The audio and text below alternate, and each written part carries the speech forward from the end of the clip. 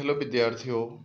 आज हम गुण संधि से संबंधित सूत्रों को और उनसे बनने वाले रूपों की जानकारी प्राप्त करेंगे। तो गुण संधि का प्रथम सूत्र है, वह है अदेंग गुणः।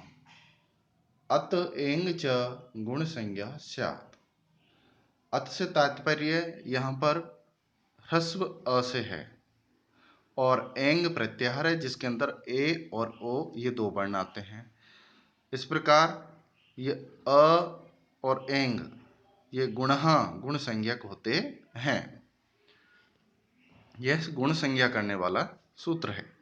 तो सूत्र का भावार्थ हुआ कि अ, ए और ओ इन तीनों वर्णों को गुण कहते हैं, यानी कि ह्रस्व एक मात्रिक अकार और दीर्घ द्विमात्रिक एकार और ओकार को गुण कहते हैं, यानी इनकी गुण संज्ञा होती है। अगला सूत्र है तपरस तत्कालस्य। तः परो यस्मात् स च तात्परश्चोच्चार्यमाण समकालस्यैव संज्ञा स्यात्। तो यहाँ पर सूत्र का शब्दार्थ देखें, तपरः यानी तपर, और तत्कालस्य तत्काल की संज्ञा का बोध कराता है। तो यहाँ पर तपरः, तपर शब्द के दो अर्थ निकल के आते हैं। ऐसा वर्ण जिसके पश्चात तकार आया हो, और दूसरा अर्थ है कि जो वर्ण तकार के पश्चात आया हो। तो दोनों ही अर्थ में हम जो ऊपर का सूत्र देखा था हमने, अदेंग गुण, तो अदेंग गुण में अत में त आया है, अ के बाद में त आया है, और एंग से पहले भी त आया है। तो इस प्रकार यहाँ अ और एंग के ए और ओ ये तीनों वर्ण क्या कहलाएंगे? तपर कहलाएंगे। तो यहां तक हमारे समझ में आया। अब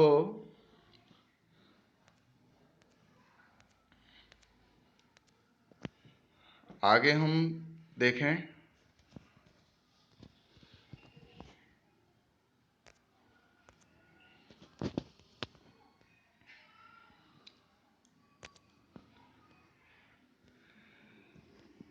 कि तत्काल का क्या अर्थ है। तत्काल का तात्पर्य उस तपर के उच्चारण काल के समान ही जिसका उच्चारण काल हो। तस्य तपरत्वेन उच्चार्यमाणस्य काल एव कालो यस्य स तत्कालः। फिर सूत्र का भावार्थ हम किस प्रकार जानेंगे कि जिस अविधीयमान अण, अण का तात्पर्य यहाँ पर बाद वाले अण प्रत्याहार से है, जिसमें अ, ई, उ, रील, री, ए, ओ, ऐ, औ, ह, य, व, र, ल ये सभी वर्ण आते हैं, के पहले अथवा बाद में तकार होता है, तो वह अविधीयमान अण, कैसा अण? जिसके बाद में या पहले तकार हो, तो वह अपना तथा अपने समान उच्चारण कान वाले सवर्णों का ही बोध कराता है, न कि उसके सभी सवर्णों का। इसको और स्पष्ट रूप से हम इस प्रकार कह सकते हैं कि अविधीयमान तपर अण यदि एकमात्रिक ह्रस्व है, तो वह अपने एकमात्रिक सवर्ण यानी उदात, अनुदात, स्वरित, अनुनासिक और अननुनासिक का ही बोध कराएगा, और द्विमात्रिक यानी दीर्घ और त्रिमात्रिक प्लुत सवर्णों का वह बोध नहीं कराएगा। इसी प्रकार द्विमात्रिक अविधीयमान अण द्विमात्रिक सवर्णों का बोध कराएगा, त्रिमात्रिक व एक मात्रिक का नहीं। तो उदाहरण को हम इस प्रकार समझें कि अदेंग गुणा सूत्र में अविधीयमान अण अ के पश्चात तकार आया है, और तकार के पश्चात भी एंग, ए और ओ ये दो वर्ण आए हैं। अतः तीनों वर्ण अ, ए और ओ ये तपर हुए, जैसा कि मैं पहले बता चुका हूं। इस कारण एकमात्रिक ह्रस्व तपर अ केवल एकमात्रिक ह्रस्व का ही बोध कराता है। द्विमात्रिक दीर्घ तपर ए और ओ, ए व ओ के भी केवल द्विमात्रिकों का ही बोध कराएंगे। यदि ऐसा अर्थ न होता तो गंगा प्लस उदकम में पूर्व द्विमात्रिक आकार और पर उकार क्या है, एक मात्रिक है, के स्थान पर द्विमात्रिक गुण ने होकर के ओकार,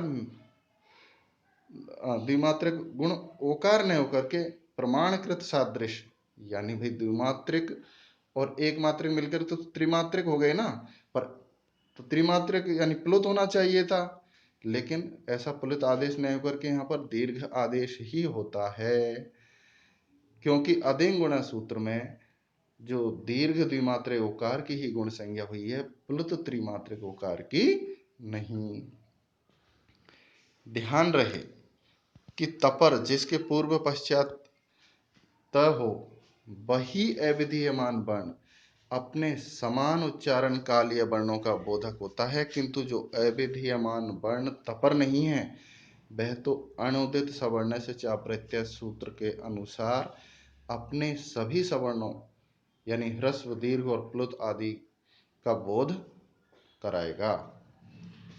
और विशेष बात क्या है कि जहां त, जो त जुड़ा है, जो अभी समझाया कि ये तपर कहलाएगा, जहां लेकिन त कभी कहीं कहीं पंचमी का भी बोधक होता है, तो जहां त पंचमी विभक्ति का बोधक होता है वह तपर नहीं कहलाएगा। जैसे आद गुणः, सूत्र में आ के पश्चात तकार पंचमी का है, आत अ का पंचम्यंत रूप है, पंचमी विभक्ति युक्त रूप है, अतः यहाँ इसका अर्थ होगा कि अवर्ण ह्रस्व या दीर्घ अ से।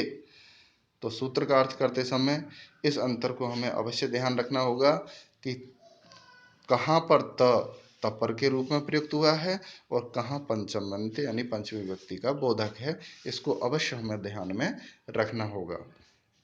अब अगला सूत्र आता है, वह है आद गुणः। सूत्रवृत्ति है अवर्णादचि परे पूर्व परयोरेको गुण आदेश स्यात्।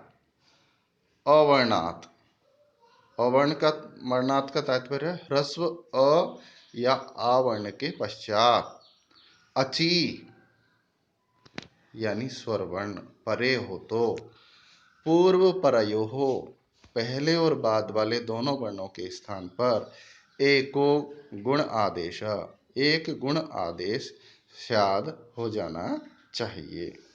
सूत्र का भावार्थ हम इस प्रकार समझें कि संहिता के विषय में ह्रस्व या दीर्घ आकार अ आ से परे कोई स्वरवर्ण हो तो पूर्व अवर्ण और पर यानी बाद में आने वाला स्वरवर्ण दोनों के स्थान पर एक ही गुण का मतलब है अ ए ओ आदेश हो जाता है। यह आदेश स्थानांतरतमा परिभाषा सूत्र की सहायता से होता है।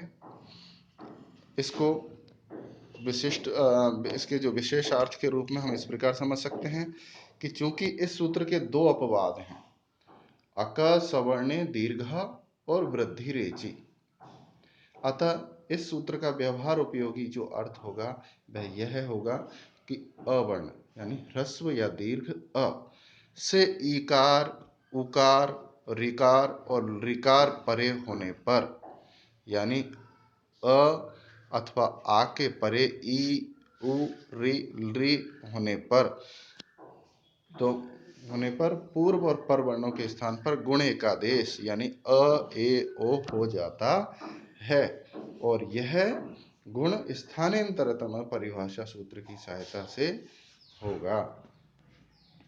इनको हम इस सूत्र की विधि के अनुसार हम समझ सकते हैं कि अ प्लस ए यानी अ के बाद में ई हो तो दोनों का गुण एकादेश ए होगा। ए क्यों होगा? क्योंकि अ और आ कंठ स्थानीय है, इनका उच्चारण कंठ से होता है, और ई तालु स्थानीय है क्योंकि इसका उच्चारण स्थान तालु है। इस प्रकार कंठ और तालु का जो साम्य उच्चारण वाला जो गुण है वह है ए। अ, ए और ओ ये गुण संज्ञक होते हैं ना तीनों, तो उनमें से जो ए है ये कंठ और तालु स्थानीय है। इस प्रकार यहाँ पर आ के बाद में यदि ई आता है तो दोनों का जो गुण एकादेश है वो ए होता है। ये स्थानकृत समानता के आधार पर आदेश होते हैं।